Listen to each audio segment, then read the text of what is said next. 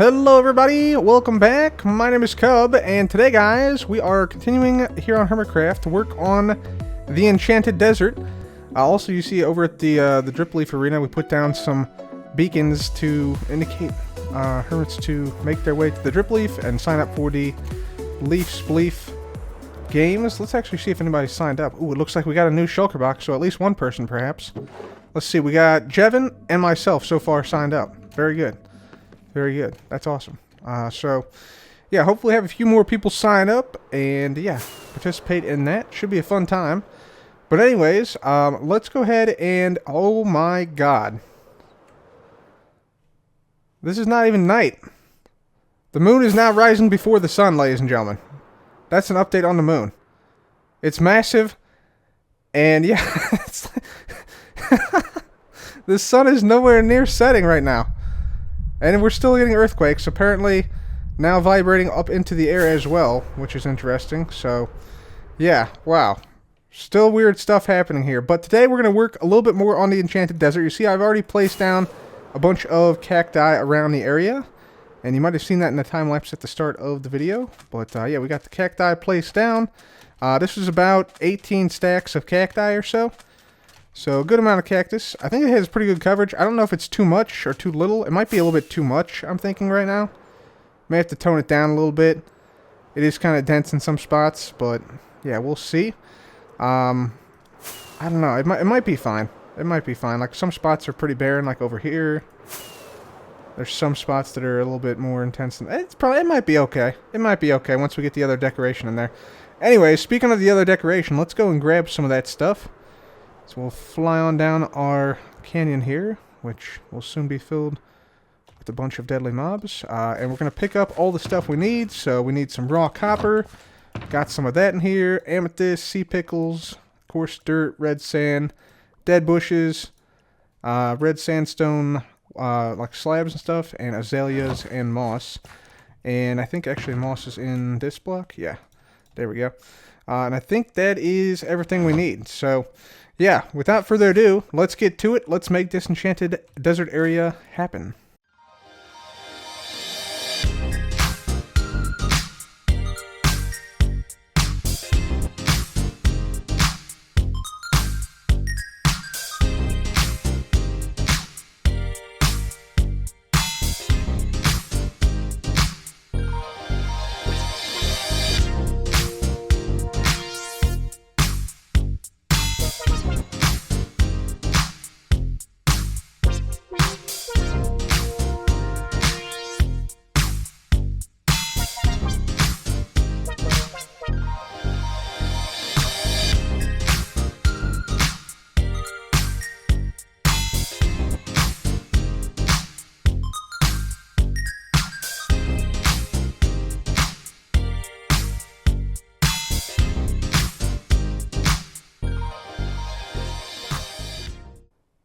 Well, well, well. If we don't have ourselves a good old-fashioned Mexican standoff. I'm just going to slowly back away. And then hit him. And then we hit him. That's how we do it.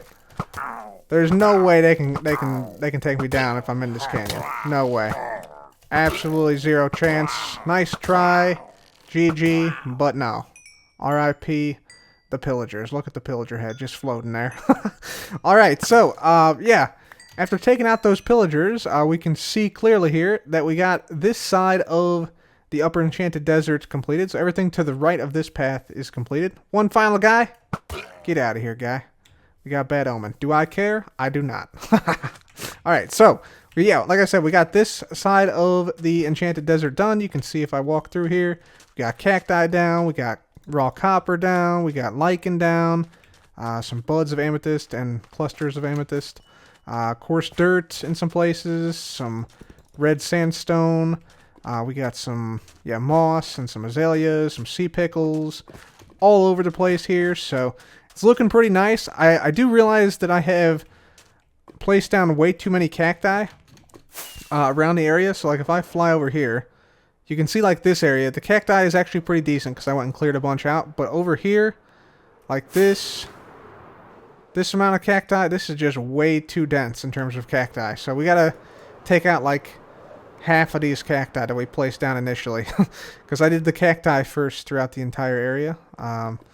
But yeah, put down a bit too many. A bit too many. You gotta thin it out like this. This is much more reasonable for a desert area. Anyways, as I was building this thing out, I thought to myself, it would be cool if somewhere along this pathway, like starting over here and coming down this way, all the way to the front entrance of the canyon, because this is like the main like entry point. It'd be cool if like right in here we had like a nice sign that said like "Welcome to Cubs Canyon" or something like that.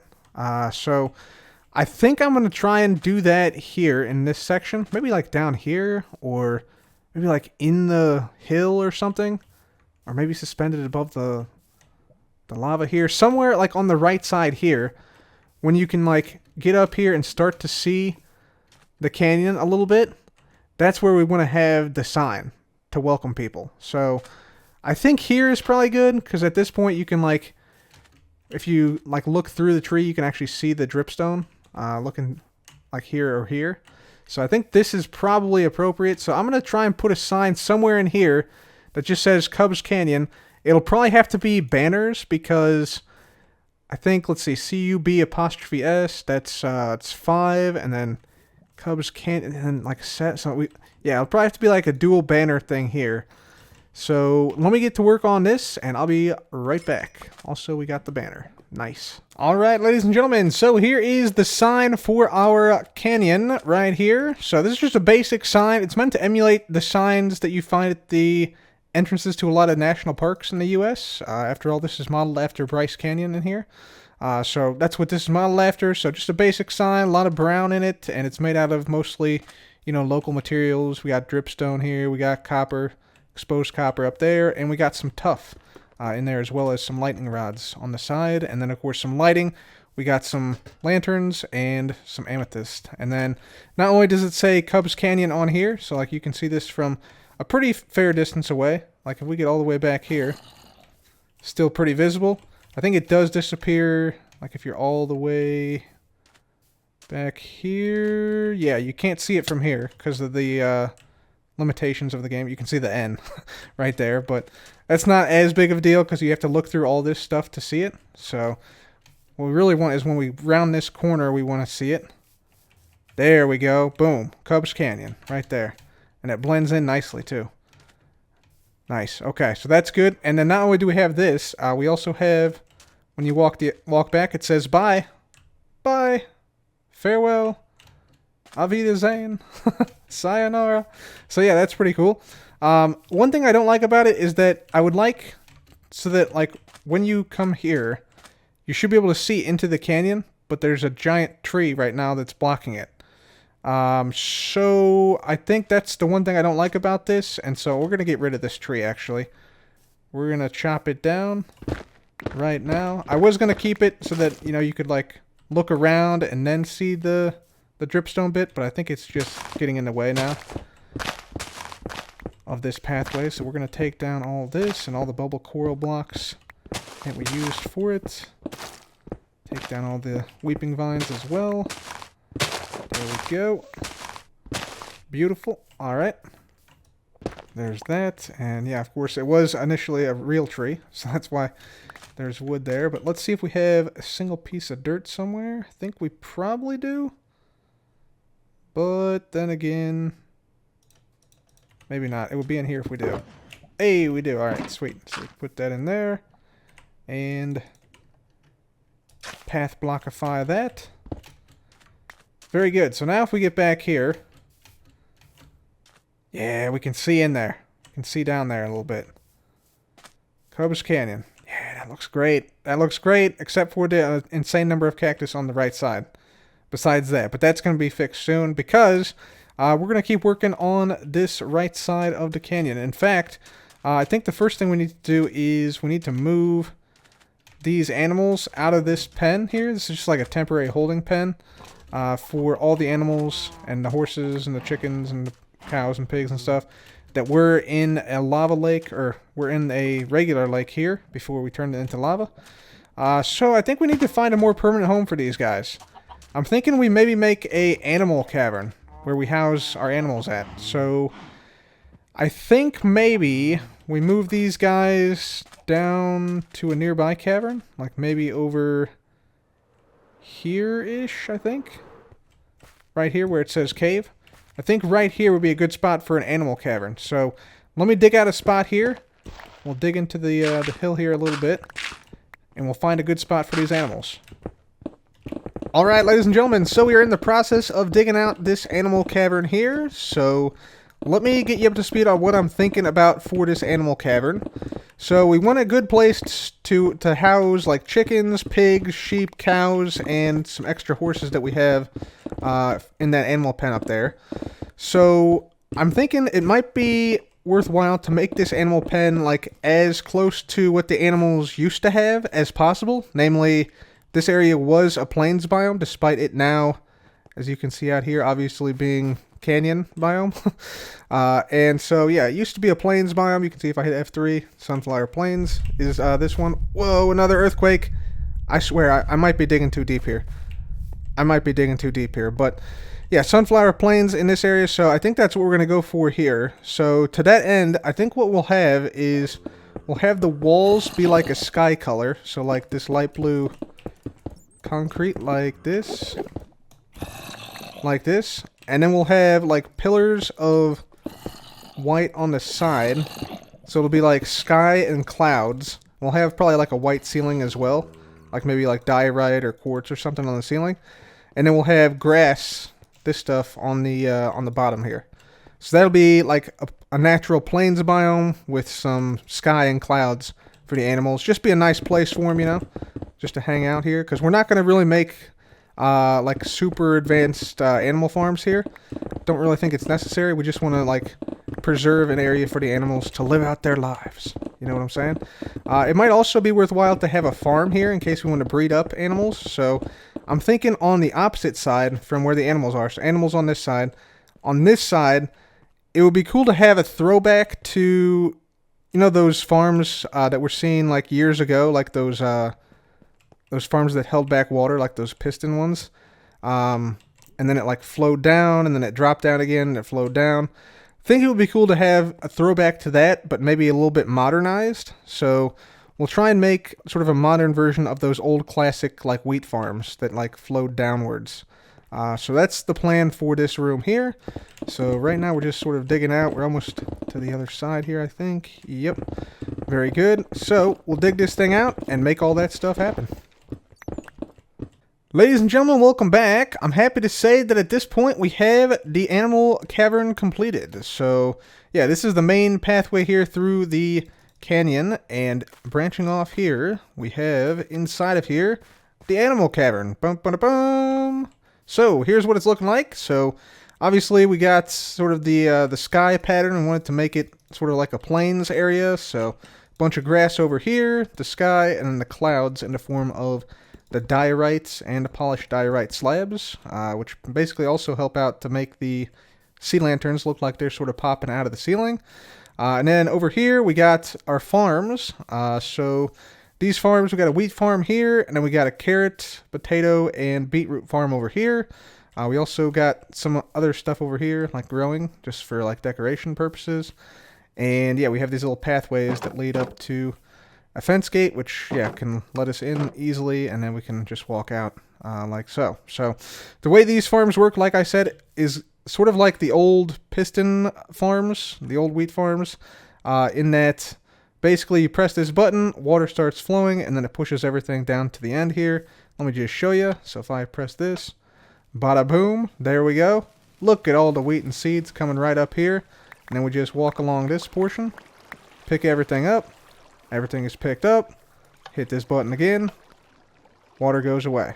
So pretty straightforward. And also these are upper waterlogged slabs. So this is actually water here. That's why the farmland remains hydrated. And this is a stair here actually, so that the water doesn't flow out from there. So that's kind of an interesting bit. And then we just pull the same thing off here with the stairs. So basically here we have dispensers behind these stairs.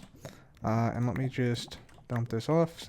And then these dispensers have water buckets. And then there's just basically a redstone line that goes from this button all the way to the back here, at which point you can see we have some, some redstone, what do you call these, target blocks, and then we have the dispenser right here. So that's basically how it works. Pretty straightforward, nothing really too complicated, but yeah, it is kind of a modern take on the old traditional designs that used to be super prevalent. So that's pretty neat. And of course, we're just covering these up with slabs, and then yeah, we're just putting down some stairs like so. And then all you have to do is just simply come over here, replant like so, and then same thing on this side and the other sides, and then yeah, you're good to go pretty much. So that's basically all you got to do here. So yeah, the next thing we got to do is actually got to move the animals in, which is going to be easier said than done because we have to move them through this canyon full of spikes and dripstone and other things that can possibly kill them, lava and stuff. So I'm going to get working on that, and I'll be right back. Alright, let's see if we can navigate this canyon with these chickens without them running into cacti or dying to dripstone or other mobs. I think they shouldn't walk into the cactus unless let's see what happens here. No, okay, they do navigate around the cactus, so that's good at least. But yeah, we're just going to draw each and every one of these mobs back here, and yeah, hopefully it'll work out. That was actually easier than I thought it would be, to be honest. Alright, well there we go. Couple of chickens made it in. We're going to breed a few of them up there. And they should make a little baby chick. Yep, there we go. Beautiful. Alright, first set of mobs are in. Now we just need to bring in some more. We only had one pig, so now we got to boat this guy back to the canyon. I think we're getting pretty close here. Yeah, there's the back of Bodum, and this is TFC's area, so yeah, it shouldn't be too far of a boat ride. Hey, pig! Hey! Hey! This way! Behind you! Hey! Hey! Hey! He doesn't listen. By the way, I think I should mention, we're going to move our sheep farm. Did you know we had a sheep farm? I bet you didn't know. But we have a small one here. This is the sheep farm of my own design. And yeah, it's been producing a crazy amount of wool. Got a lot in there. So we're going to bust these guys out, just like so. And then we're going to take them back to the animal cavern. Here we go. Apparently they can't jump over azaleas. Nice. We now have the bok bok bok bok bok. We got the oink oink oink oink. We got the ba. Got the moo. And of course we got the that was my my horse neigh, in case you were wondering. But all the animals are now moved in. Looking fantastic, looking healthy, looking happy. We also got everything replanted over here on this side. And we'll be back if we need anything like hay bales or feathers from chickens or leather from the cows. Just whenever we need anything from here, this is where we'll come for it from now on. We're getting a lot of stuttering and lag from something, somewhere. Not exactly sure what, but yeah. This area is looking nice. It is now done. And the only thing we have to do is actually update the maps, because we haven't updated them in a while. We need to also put down a banner here for the animal cavern.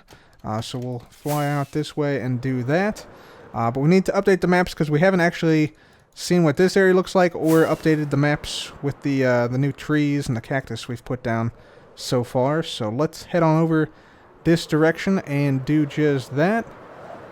Blast on through here. Hopefully not hit something and die. There we go. Okay, so right here we got to take down all these. Here's what the map's looking like right now. And let's see what it looks like once we update it. So here's the updated map, ladies and gentlemen. I think I didn't update this last time, but you can see, yeah, we got the animal cavern we made today. We got the sign, which is right under my cursor right there. Can barely make that out. But you can definitely see we made some progress on the upper enchanted desert today. We got all the trees here have been modified, so those look vastly different. We got the lower enchanted desert down here done. I think I haven't seen that yet. And we got all the lichen, obviously, around the entirety of the canyon. And the Demon Child, update on the Demon Child. The Demon Child now has a rash on its face, so somehow even more demonic than it was before. So, yeah, make of that what you will. But yeah, we're making progress here on the canyon. That is the point. We still have some big areas still to fill in and still to decorate the surface of, but we'll get to those sometime soon. But I'm feeling good about it. Feel like it's starting to come together a little bit, and yeah, starting to look mighty fine, if I do say so myself. Anyways, guys, with that, that's going to have to be it for me today. If you enjoyed today's episode, please leave a like. Be sure to subscribe, and as always, thanks again for watching, guys. This has been Cub. Goodbye.